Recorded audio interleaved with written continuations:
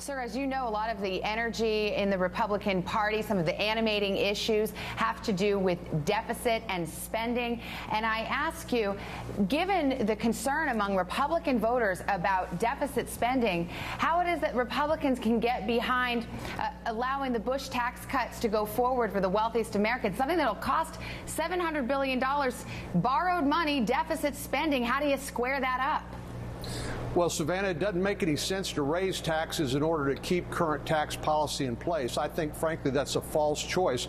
My preference would have been to make these tax rates permanent, but we didn't have the votes to do it, so they're temporary. They're going to expire. But that'll be deficit spending, right? I mean, it is deficit spending.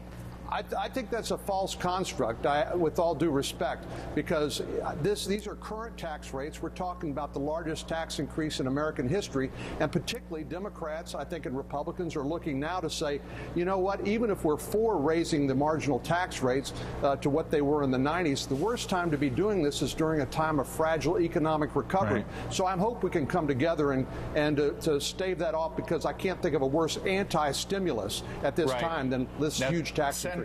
Senator, you just said you hope everybody can come together. Mitch McConnell, your leader in the Republican Party, has said there is no room for compromise. Extend them all or nothing on this front. But there is a group of Republican senators led by Bob Corker, Judd Gregg of New Hampshire, who are saying, hey, look, maybe an extension of 2 years or 3 years on the wealthiest, that can be done. Are you open to a compromise here if it means getting those middle-class tax cuts passed? My position is we need to maintain current tax rates as long as possible, and that's going to take 60 votes. I understand that neither party can do it alone, and I hope that we stave off those tax increases. My preference would be permanently, but if we can only do it temporarily, then you know, I'm for doing whatever will keep the economy moving and put people back to work.